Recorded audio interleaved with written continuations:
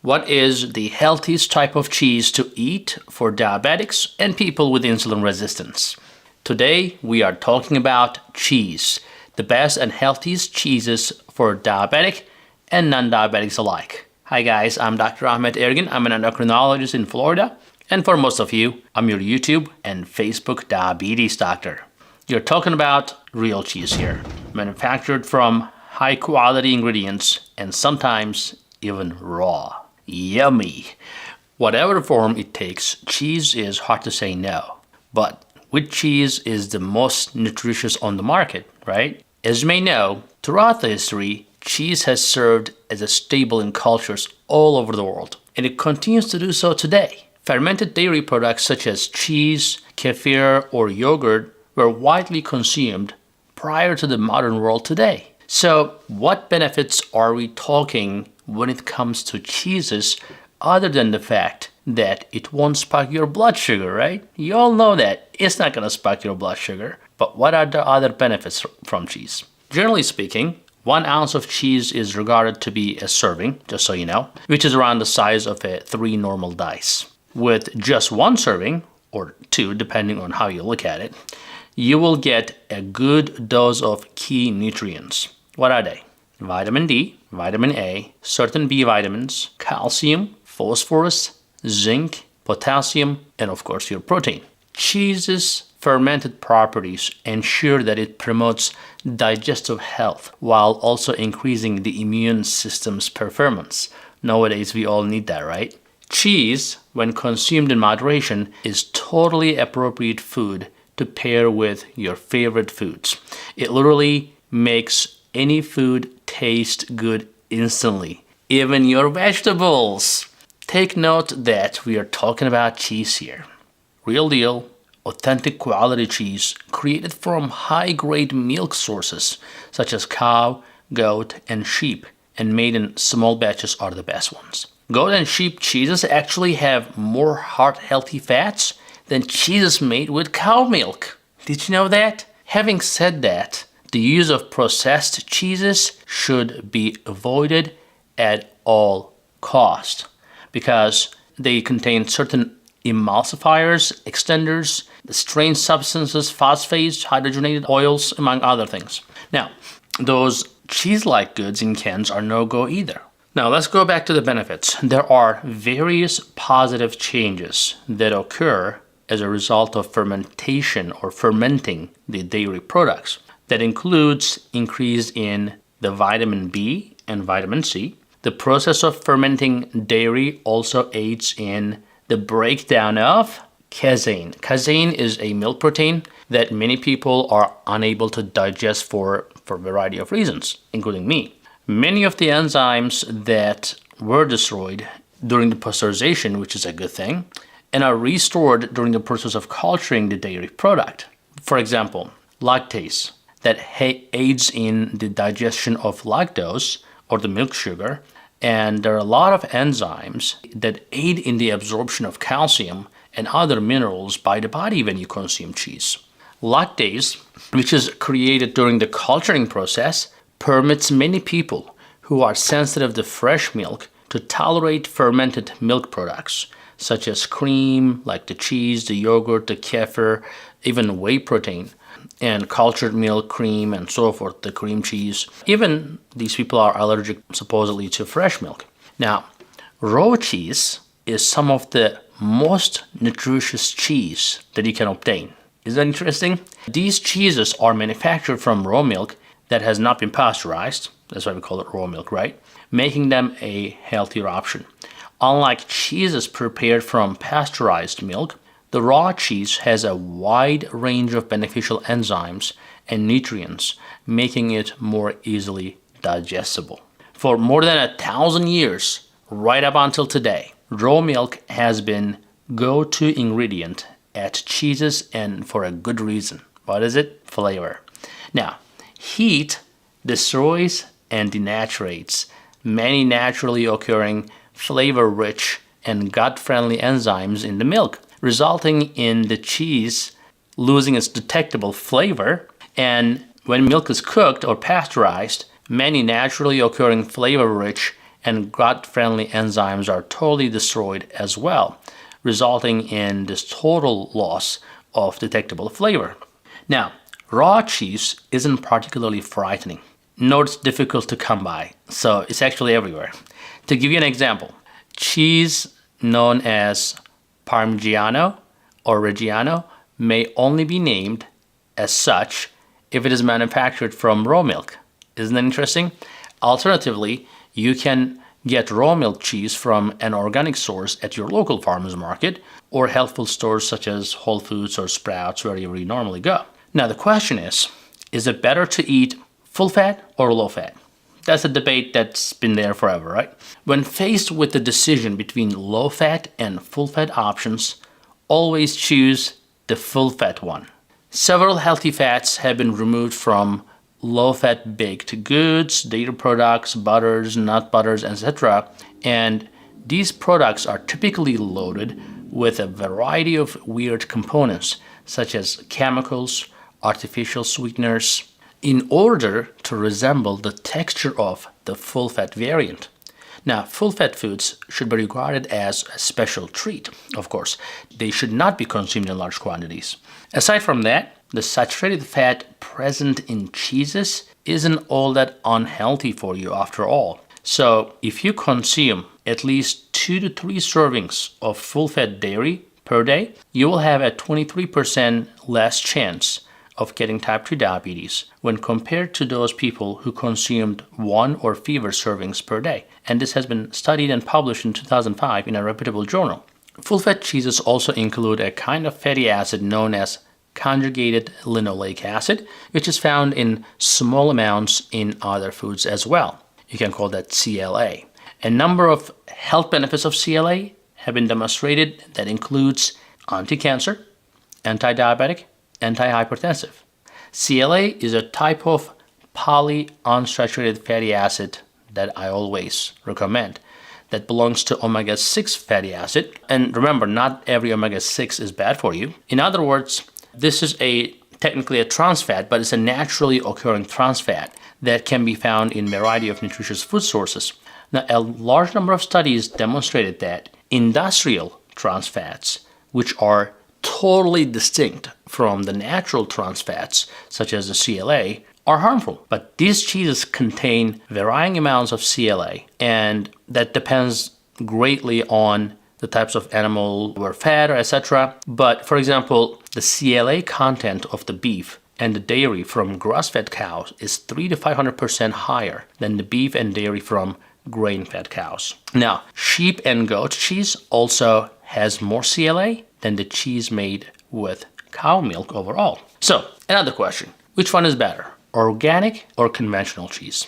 When deciding whether to purchase conventional or organic dairy products, always opt for organic whenever possible. Why is that? Well, the fat contains the highest concentrations of hormones and antibiotics used in non-organic cattle production. So all these toxins can accumulate in the fat. In a study in 2013, for example, organic dairy products contain 62% more heart-healthy omega-3 fatty acids than the regular dairy products that are not organic. So, what is the healthiest cheese available then?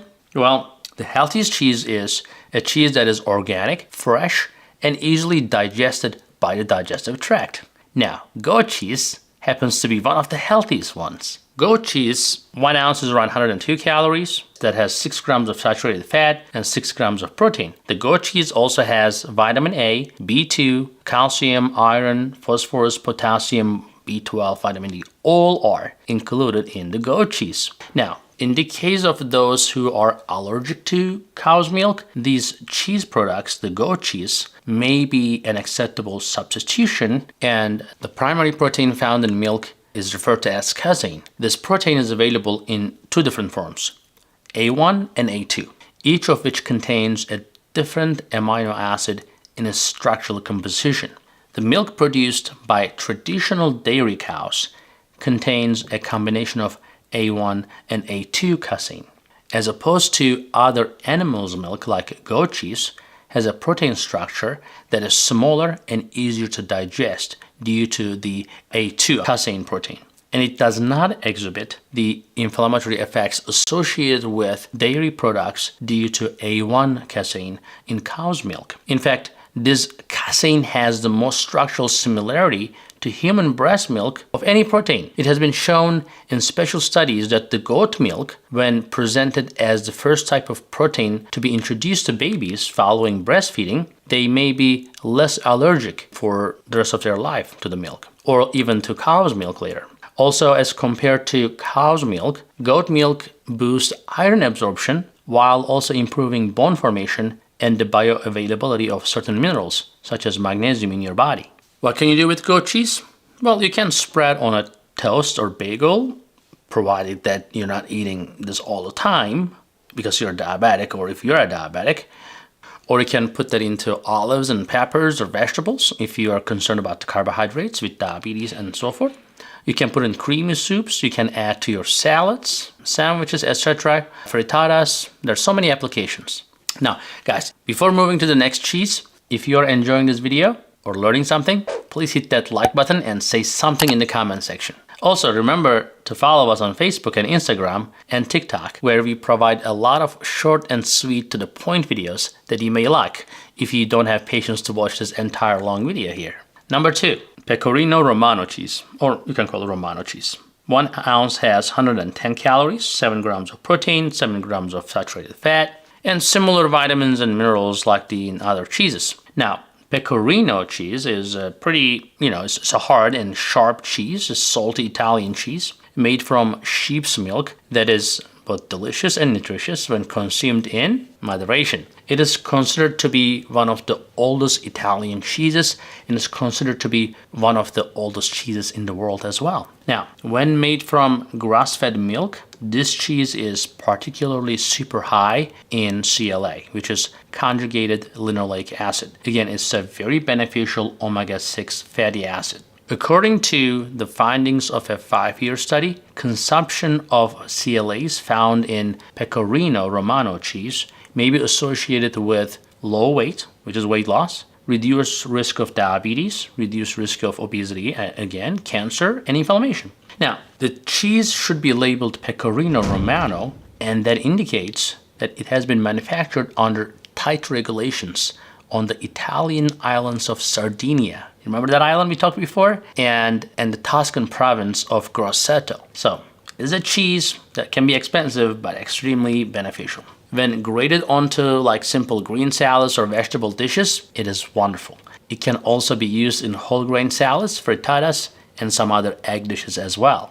Now the next on the list is cottage cheese. So 1 ounce has only 27 calories, 1 gram of fat, 3 grams of protein. There is a solid reason why cottage cheese has traditionally been regarded as nutritious whole food. This cheese is said to aid in weight loss and bone health, while at the same time increasing calcium, protein, and nutrient consumption, among other things. It's possible to make cottage cheese by actually heating and curdling milk with the help of an acidic medium, such as vinegar or lime juice. As the milk comes to a boil, it starts to curdle and create lumps of curdled milk. A large lump of cottage cheese is made from these curds once they have been pressed and molded. In fact, this method is so simple that you can even make your own cottage cheese right at home using the ingredients that we discussed. Those who are limiting their salt intake may find the cottage cheese as a very good option. And according to a study that was published in BJM, that was an open study of 612 cheeses.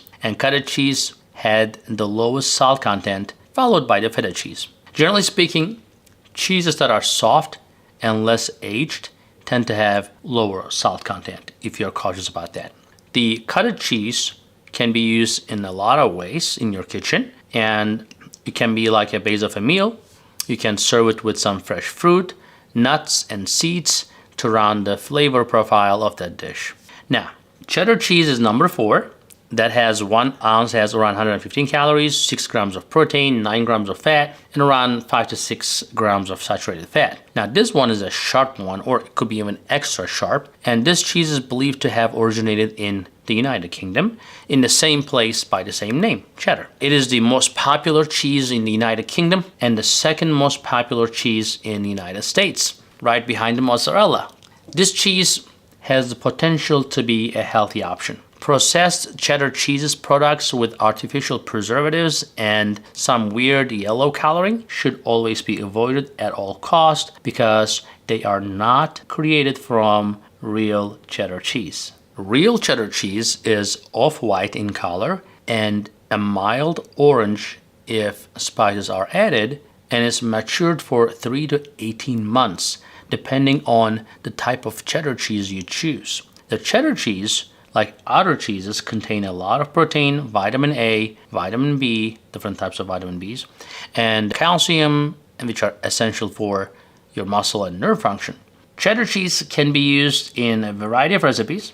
That includes your baked goods, which should be a very occasional treat, but it's great in quiches, risotto, baked breads, and sandwiches.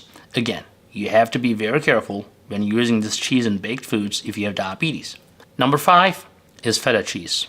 This one is from Greece. 1 ounce has 74 calories, 6 grams of fat, 4 grams of that is saturated fat. It is typically made from fermented from sheep or goat milk, or a combination of the two, used to make that tangy cheese that we call feta. Feta is synonymous with the Mediterranean flavors and can be found in a variety of dishes.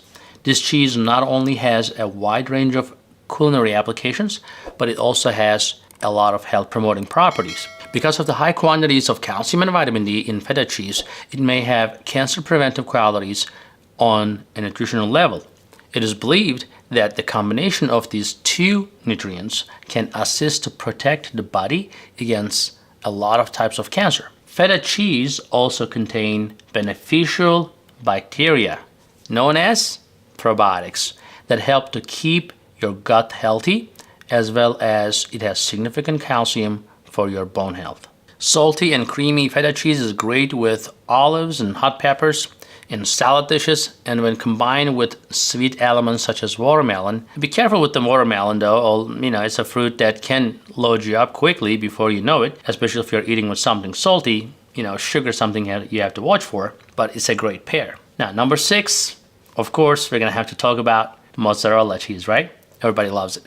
1 ounce has 85 calories, 6 grams of protein, 6 grams of fat, and around 4 grams of that is saturated fat. In moderation, mozzarella contains probiotics that are beneficial for your intestines, as well as the protein, fat, and minerals that we talked in other cheeses. And in particular, mozzarella is high in energy-producing B vitamins, such as B12, which is beneficial for the health of red blood cells as well. Mozzarella cheese is an Italian staple that may and should be used in a variety of recipes, including salads, some whole grain meals, and so forth. It can even be stuffed with some squashes, and it provides a very satisfying vegetarian meal if you're open to, the cheese in your diet. And it's probably the best for diabetics, guys. So, here you go. We talked a lot about cheese today. I hope you learned something. And if you did, please subscribe, pass this video to someone you think they may benefit from it. And I will see you in the next video. Ciao. Hey guys, I hope you're enjoying this channel so far, and I hope you subscribed already. If you didn't, do it. And if you did, watch this video right there. I think that will help you too.